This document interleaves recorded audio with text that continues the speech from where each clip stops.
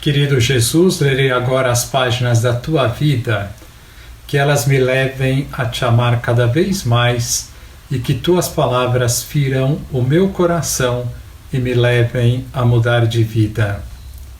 O evangelho de hoje é o evangelho de São Lucas, capítulo 19, versículos 11 a 28. Naquele tempo, Jesus acrescentou uma parábola porque estava perto de Jerusalém e eles pensavam que o reino de Deus ia chegar logo. Então Jesus disse: um homem nobre partiu para um país distante a fim de ser coroado rei e depois voltar. Chamou então 10 dos seus empregados e entregou 100 moedas de prata a cada um e disse: procurai negociar até que eu volte.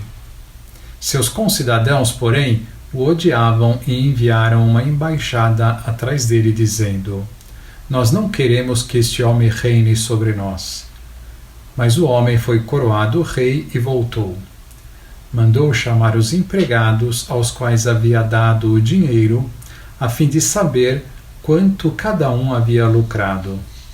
O primeiro chegou e disse: Senhor, as 100 moedas renderam 10 vezes mais.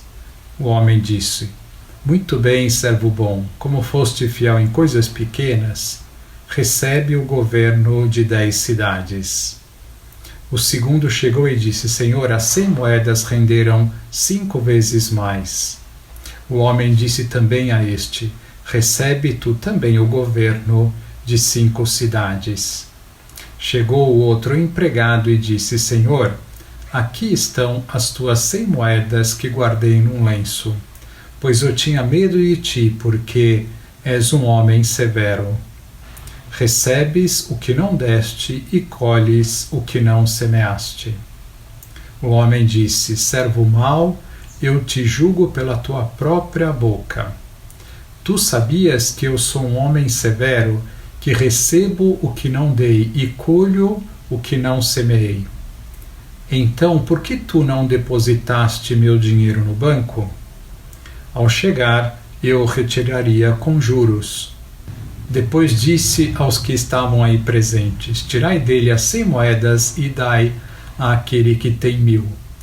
Os presentes disseram: Senhor, este já tem 1000 moedas.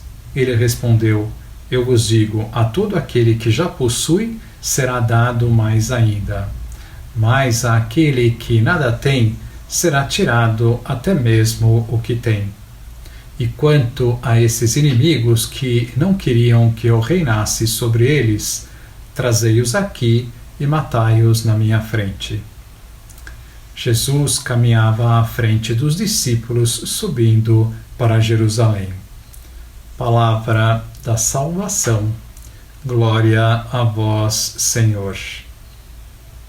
Vamos olhar para Jesus. O evangelho de hoje traz a famosa parábola dos talentos, que ilustra a necessidade de aproveitar os dons que nos são dados para servir a Deus e aos outros, sabendo que Deus pedirá contas deles no final da nossa vida.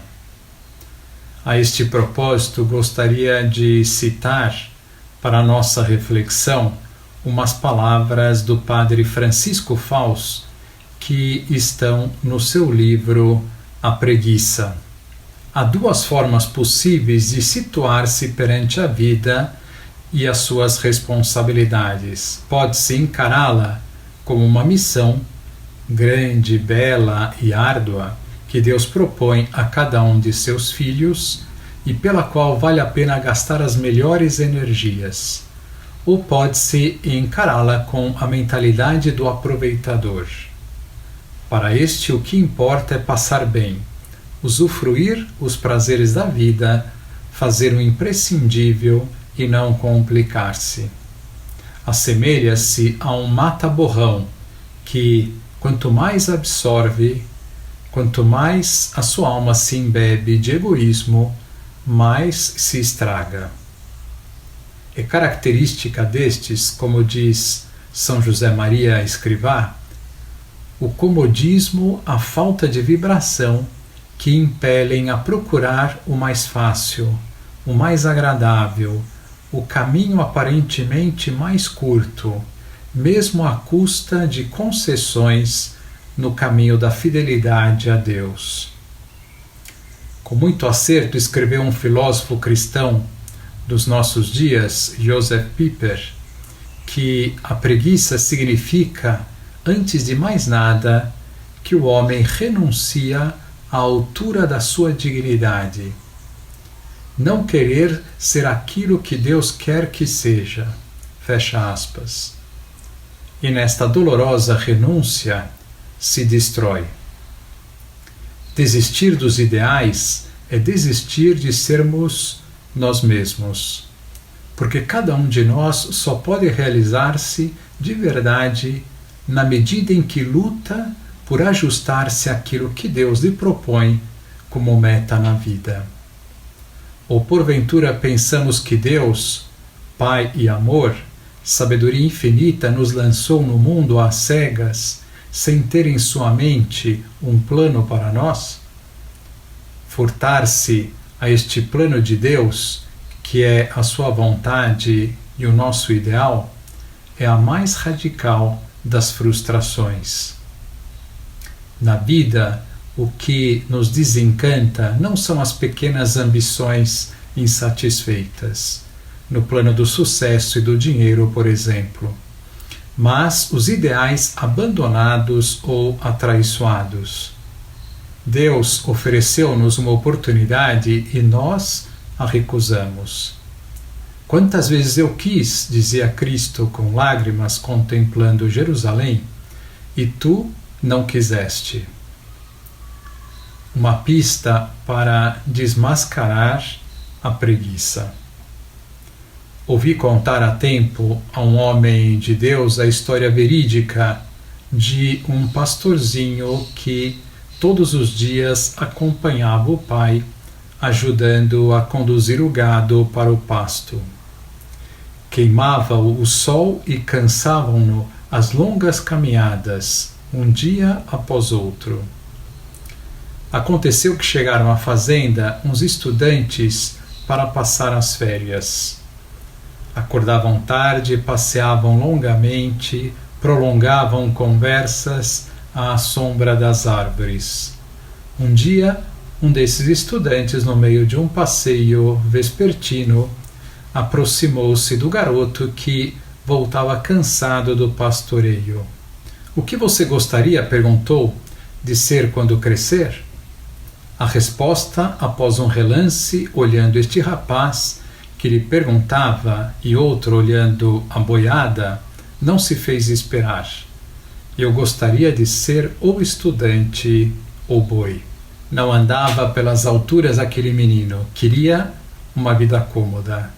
O dolce far niente, como se diz em italiano, o doce não fazer nada, do estudante em férias ou a paz do boi ruminando no pasto. Mas será que nós andamos por maiores elevações? Uma das formas mais comuns da preguiça é justamente a repugnância pelas alturas espirituais e morais. É o que poderíamos chamar a ambição da mediocridade. Quer-se viver bem, mas sem exageros de esforço nem loucuras de idealismo. Ser bom, ser um cristão médio, entre aspas, com a sua dose medida de religião, vá lá. Mas levar o cristianismo a sério e em plena coerência com a fé, isso considera-se fanatismo. Que boas são estas palavras para refletirmos, não é verdade? Tenho me deixado dominar pela preguiça. Percebo que a preguiça vai colocando um patamar cada vez mais baixo para a missão que Deus quer para mim aqui na Terra. Que lição nós podemos tirar deste Evangelho? Lutar com todas as forças contra a preguiça, enchendo-nos de desejos de fazer o bem a Deus e aos outros, pois com estes desejos inflamados não há espaço para a preguiça. Agora vos dou a bênção para este dia. A bênção de Deus Todo-Poderoso, Pai, Filho e Espírito Santo, esteja sempre convosco e permaneça para sempre. Amém.